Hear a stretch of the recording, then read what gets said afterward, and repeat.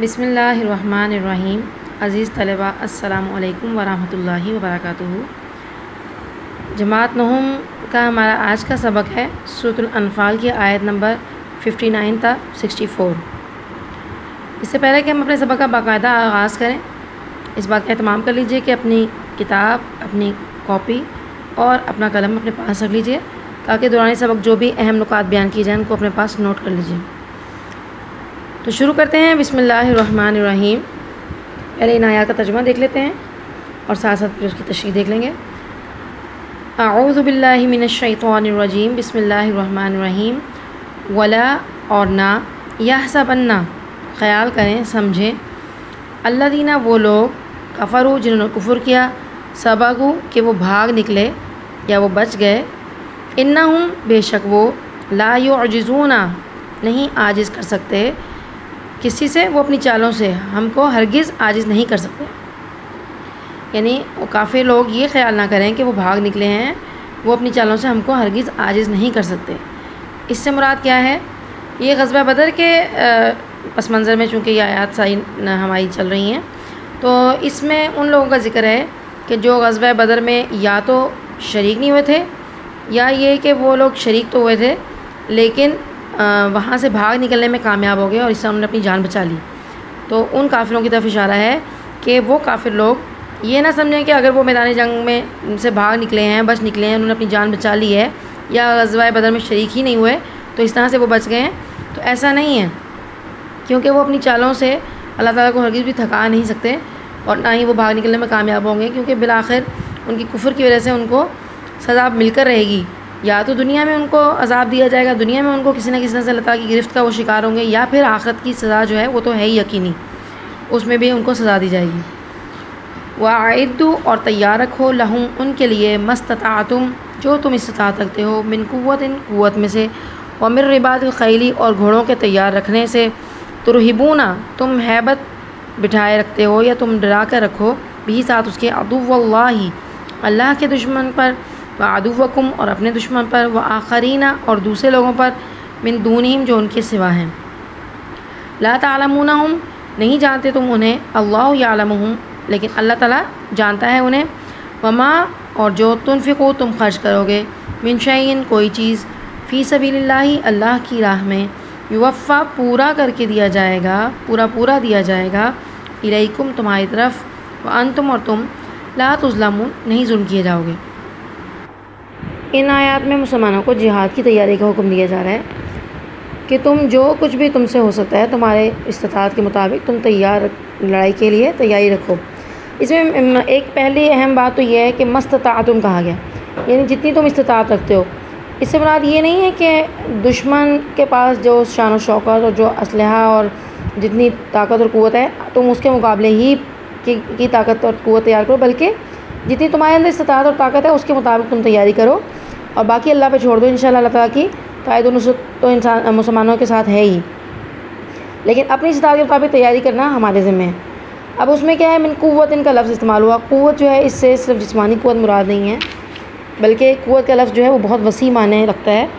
اس میں ایک تو یہ کہ مقابلے کی قوت جو ہے وہ جمع کرو، کیا کیا چیزیں، جیسے کہ تمام جنگی سامان جو اس دور میں استعمال ہوتا تھا وہ بھی اس سے مراد ہے۔ سامان اسلحہ میں اس زمانے میں کیا کیا چیز استعمال ہوتی تھی، تیر، تلوار اور نیزے وغیرہ۔ اس طرح سے اس کے بعد کے ادوار میں جو ترقی ہوتی گئی، جیسے کہ اس کے بعد والے دور میں بندوق اور توپ کا زمانہ آیا، اس کے بعد بموں اور راکٹوں کا وقت آ گیا، پھر اس کے بعد کے زمانے میں جیسے کہ آج کل کا جو دور ہے اس میں ایٹمی قوت ہے، ٹینک ہے، لڑاکا طیارے ہیں، اسی طرح سے آبدوز کشتیاں جو ہیں، یہ تمام چیزیں جو ہیں یہ قوت کے اندر داخل ہیں۔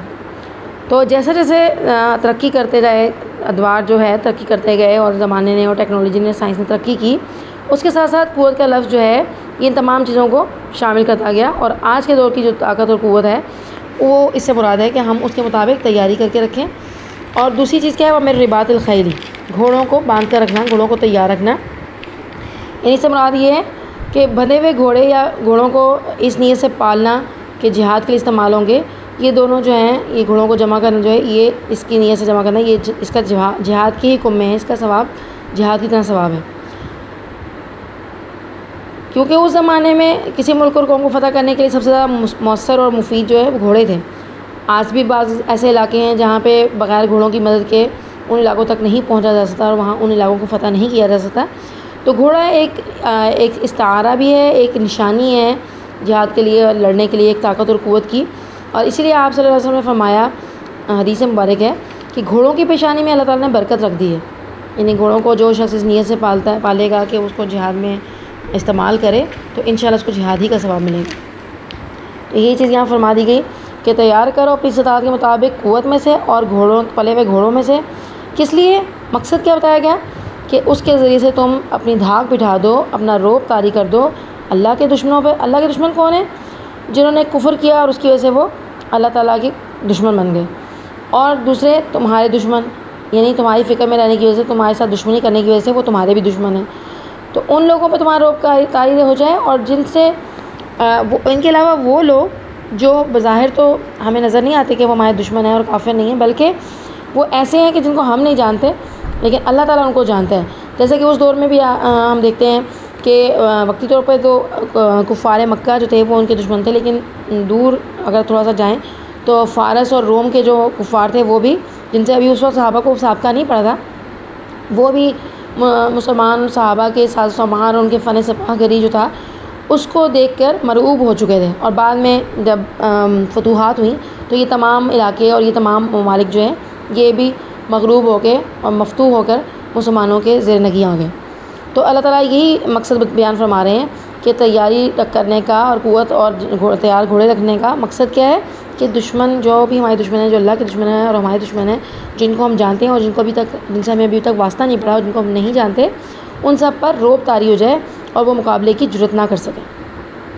اب ظاہر ہے کہ اس تمام تیاری کے لیے اس سامان کو تیار کرنے کے لیے پیسہ چاہیے، اور اسی لیے فوراً اللہ تعالیٰ فرما دیا وما تنفقوا من شیء، اور جو کچھ تم خرچ کرو گے اللہ کی راہ میں تو وہ تمہیں پورا لوٹا دیا جائے گا. یعنی ایک تو صورت یہ ہوگی واپسی کی کہ دنیا میں جب مسلمان جہاد کرتے ہیں تو ان کو مال غنیمت کی صورت میں بہت سا مال ہاتھ آتا ہے، اور اگر مال غنیمت کی صورت میں دنیا میں نہ بھی ملے تو آخرت میں تو ان کو ان کے خرچ کیے ہوئے مال کا پورا صلہ لٹا دیا جائے گا. اسی لیے اللہ تعالیٰ فرمائے وانتم لا تظلمون، اور تمہارا حق نہ رکھا جائے گا، یعنی تم پر ذرا بھی ظلم نہ کیا جائے گا. یعنی جو خرچ کرے گا اس کو کئی گنا بڑھا چڑھا کر اس نیت کے مطابق اللہ تعالیٰ آخرت میں اور دنیا میں لوٹا دیں گے. آگے اللہ تعالیٰ ارشاد فرما رہے ہیں وَإِن جَنَحُوا، اور اگر وہ جھکیں، اگر وہ مائل ہوں لِلسَّلْمِ، صلح کی طرف، فَاجْنَحْ لَهَا، تو آپ بھی مائل ہو جائیں اس کی طرف، یعنی صلح کی طرف. وَتَوَكَّلْ عَلَى اللَّهِ، اور اللہ پر بھروسہ رکھیں. إِنَّهُ، بے شک وہ، ہوا وہی، السمیع، سننے والا ہے، العلیم، جاننے والا ہے.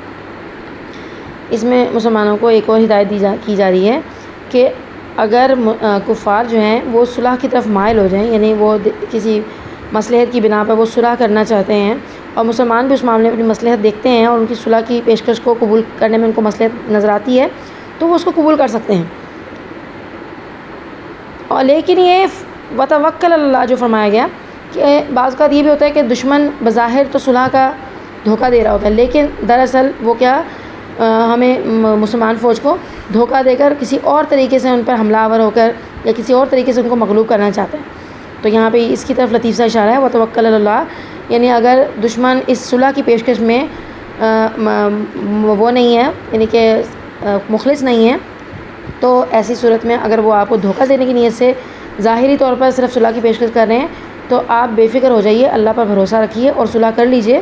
انشاءاللہ اگر کوئی بھی پریشانی یا کوئی بھی دھوکے کی صورت میں نقصان کی صورت نظر آئی تو اللہ تعالیٰ آپ کی پوری مدد فرمائیں گے. آپ اللہ پہ بھروسہ رکھتے ہوئے صلح کی پیشکش کو قبول فرما لیجئے اگر آپ اس میں اپنی مصلحت دیکھتے ہیں، کیونکہ اللہ تعالیٰ سننے والے ہیں، جاننے والے ہیں. وہ ان کے دل کے ارادوں، ان کی جو بھی گفتگو ہوتی ہے ہمارے مسلمانوں سے چھپ کر، اس سب کو جانتے ہیں اور اس کو سنتے ہیں. تو اس لیے وہ ہمارے مسلمان فوج کے حق میں جو بھی بہتر ہوگا وہ فرمائیں گے. مسلمانوں کو اللہ تعالیٰ پر پورا بھروسہ رکھنا چاہیے. وَإِن يُرِيدُوا، اور اگر یہ چاہیں أَن يَخْدَعُوكَ، کہ وہ آپ کو دھوکہ دیں، فریب دیں، فَإِنَّ، تو بے شک، حسبک اللہ، کافی ہے آپ کو اللہ، کفایت کرے گا آپ کو اللہ.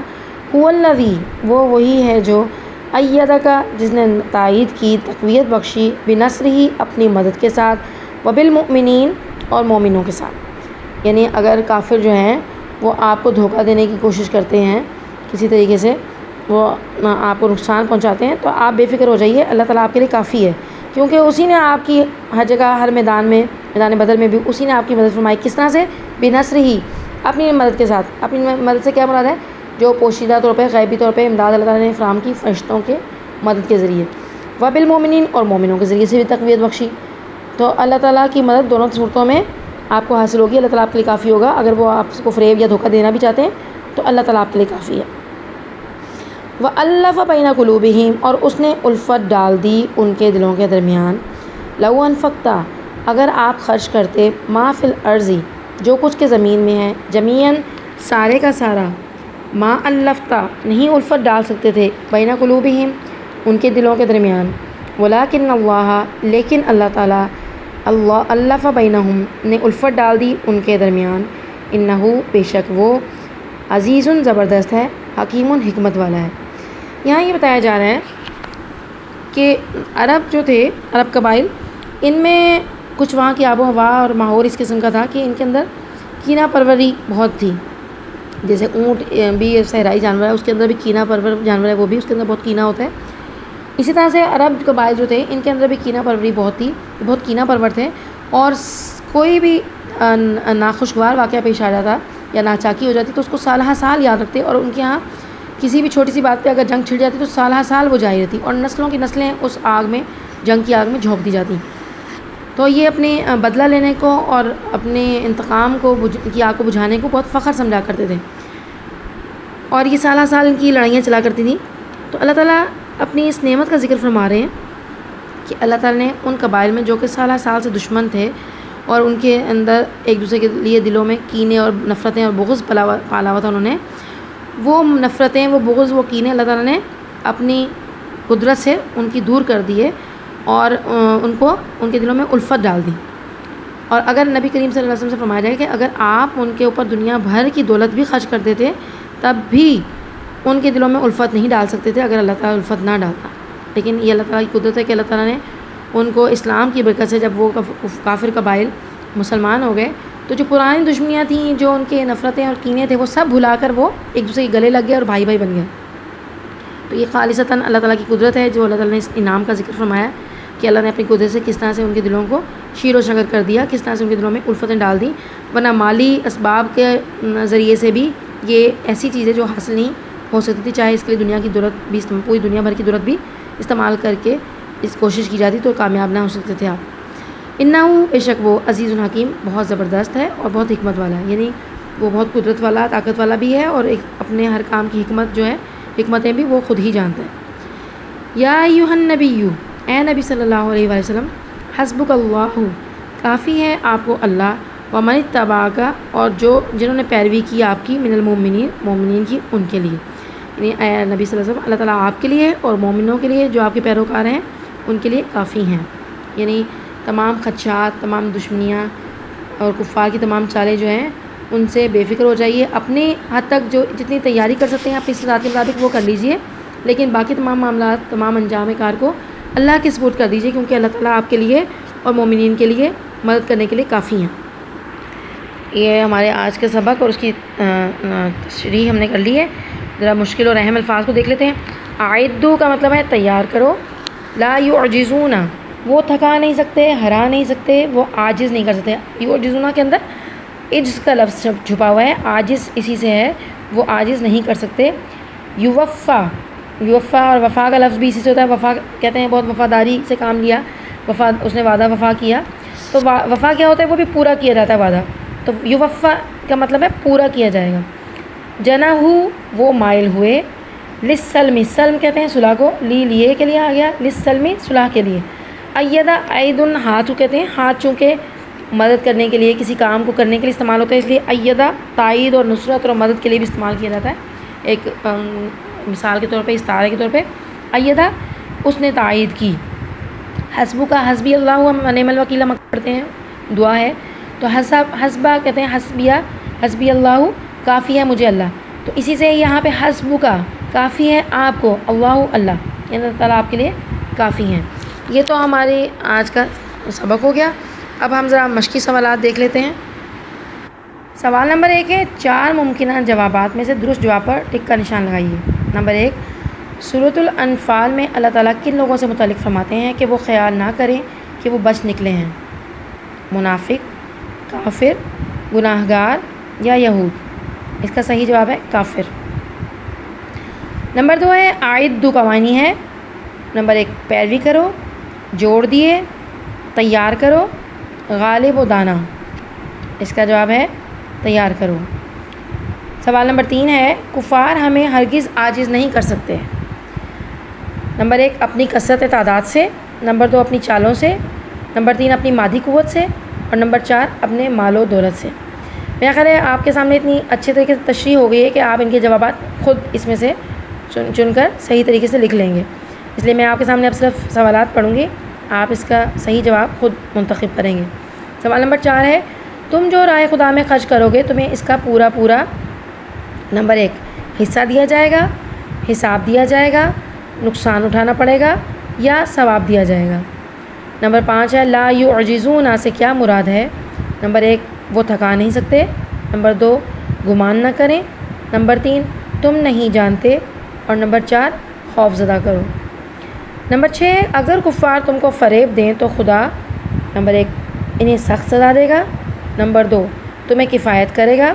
نمبر 3، تمہیں تسلی دے گا۔ نمبر 4، انہیں 10 گنا عذاب دے گا۔ نمبر 7 ہے اے نبی صلی اللہ علیہ وآلہ وسلم، خدا تمہارا اور مومنوں کا اور جو تمہارے پیروکار ہیں ان کا ڈیش کیا ہے؟ نمبر 1، الف ان کا مددگار ہے۔ نمبر 2، جزا دینے والا ہے۔ نمبر 3، لڑائی میں مدد کرنے والا ہے۔ اور نمبر 4، کافی ہے۔ نمبر 8 ہے اے مسلمانوں، تم میں سے جس قدر ہو سکے ان کافروں کا مقابلہ کرنے کے لیے نمبر 1، طاقت فراہم کر لو۔ نمبر 2، اسلحہ جمع کر لو۔ نمبر 3، ثابت قدم رہو۔ نمبر 4، مستعد رہو۔ پھر نمبر 9 ہے اگر یہ لوگ صلح کی طرف مائل ہوں تو اے نبی صلی اللہ علیہ وسلم آپ بھی نمبر 1، اس کے لیے تیار ہو جائیں۔ نمبر 2، ان کا عہد لوٹا دیں۔ نمبر 3، اسی طرف مائل ہو جائیں۔ اور نمبر 4 ہے عہد کی پاسداری کریں۔ نمبر 10 ہے یوفا کا معنی ہے نمبر 1، تم استطاعت رکھو۔ نمبر 2، پورا کیا جائے گا۔ نمبر 3، آمادہ ہو جاؤ۔ اور نمبر 4، تم خرچ کرو۔ یہ تو ہمارے ہو گئے ملٹیپل کوشچنس۔ اب ہم دیکھتے ہیں سوالات کے جواب۔ نمبر 1 سوال ہے سورۃ الانفال میں اللہ تعالیٰ نے جہاد کی تیاری کے متعلق کیا حکم دیا ہے؟ یہ بھی آپ نے تشریح میں دیکھ ہی لیا ہے، میں مختصر سا ذرا آپ کو بتا دوں، لیکن آپ خود اپنے الفاظ میں تشریح کو سن کر لکھیں گے تو یہ آپ کے لیے زیادہ بہتر ہوگا تاکہ آپ کے امتحانات کی تیاری بھی ہو جائے۔ تو اس میں نمبر 1 تو یہ حکم دیا گیا تھا کہ سامان اسلحہ جنگ اور اسلحہ اور فوجی زمان جمع رکھو تاکہ کفار پر رعب اور دبدبہ قائم رہے۔ پھر دوسری بات کیا کہی گئی تھی؟ دوسری ہدایت کہ اچھی قسم کے گھوڑے ہر وقت تیار اور مستعد رکھو۔ نمبر 3، اللہ کی راہ میں دل کھول کر خرچ کرو۔ اور نمبر 4 حدیث مبارکہ میں ہے کہ جس نے ایک مجاہد کو سامان فراہم کیا گویا اس نے خود جہاد کیا۔ ٹھیک ہے جی، یہ ہم نے اس میں تشریح میں نہیں کیا تھا، لیکن یہ حدیث مبارکہ بھی اب آپ کو ایک اضافی چیز پتہ چل گئی، تو یہ بھی اس میں آپ نوٹ کر لیجئے۔ سوال نمبر 2 ہے ظہور اسلام کے بعد اللہ تعالیٰ نے کس طرح مومنوں کے دلوں کو جوڑ دیا اور ان میں الفت پیدا کر دی؟ یہ میں آپ کو تفصیل سے بتا چکی ہوں، اس کا جواب آپ خود تیار کر لیجئے تشریح میں سے۔ سوال نمبر 3 ہے مسلمانوں کو دشمنوں پر رعب جمانے کے لیے کیا حکم دیا گیا ہے؟ اس میں اللہ تعالیٰ کا فرمان ہے کہ اے مسلمانوں تم اسلحہ اور دوسرے جنگی سامان کی نمائش اور ظاہری قوت و طاقت سے اللہ کے اور اپنے دشمنوں اور دوسرے لوگوں پر رعب جمائے رکھو تاکہ دشمن تمہیں حقیر و قلیل تعداد جان کر تم سے لڑائی کی جرت نہ کر سکے۔ سوال نمبر 4 ہے یوفا سے کیا مراد ہے؟ اس کے معنی ہے پورا دیا جائے گا۔ یہ لفظ جس آیت سے لیا گیا اس کا ترجمہ ہے اور جو کچھ تم راہ خدا میں خرچ کرو گے اس کا ثواب تم کو پورا دیا جائے گا۔ اس سے مراد یہ ہے کہ جو اللہ تعالیٰ کی خوشنودی حاصل کرنے کی خاطر اللہ کی راہ میں مال خرچ کرے گا اس کو اس نیک عمل کا پورا بدلہ دیا جائے گا۔ اس کے بعد سوال نمبر 5 ہے وَأَعِدُّوا لَهُم مَا اسْتَطَعْتُم سے کیا مراد ہے؟ یہ بھی ہم کافی تفصیل سے کر چکے ہیں، یعنی کہ جو بھی مسلمانوں کے پاس جتنی بھی ان کی طاقت ہو اس کے مطابق وہ دشمنان اسلام کے ساتھ مقابلے کے لیے تیار رہیں، چاہے ان کا دشمن کتنا ہی طاقتور کیوں نہ ہو، اس سے خوفزدہ ہو کر رہنے کی اجازت نہیں ہے، بلکہ اپنی استطاعت کے مطابق پوری تیاری رکھیں، انشاءاللہ اللہ تعالیٰ ان کا حامی و ناصر ہوگا۔ سوال نمبر 6 ہے کہ یا ایھا النبی حسبک اللہ ومن اتبعک من المؤمنین کا مفہوم لکھیے۔ اس آیت میں اللہ تعالیٰ مومنین کو بتا رہے ہیں کہ کفار کے ظاہری ٹھاٹ باٹ اور شان و شوکت کی پرواہ نہ کریں، انہیں کفار سے مرعوب ہونے کی قطعاً ضرورت نہیں ہے، ان کی یہ ظاہری شان و شوکت مسلمانوں کا کچھ بگاڑ نہیں سکتی، کیونکہ انہیں اللہ کی تائید و حمایت حاصل نہیں، بلکہ یہ تو اہل ایمان ہی کا حصہ ہے۔ ٹھیک ہے جی، یہ سوالات کے مختصر جوابات کچھ میں نے ڈسکس کر لیے ہیں اور کچھ آپ کے اوپر چھوڑ دیے ہیں۔ آپ اس کو امید ہے بہت اچھے طریقے سے تیار کر لیں گے، لیکن پھر بھی اگر آپ کو کچھ ہیلپ کی ضرورت ہو تو آپ آفس سے اس کے ہینڈ آؤٹس لے سکتے ہیں۔ السلام علیکم ورحمۃ اللہ وبرکاتہ۔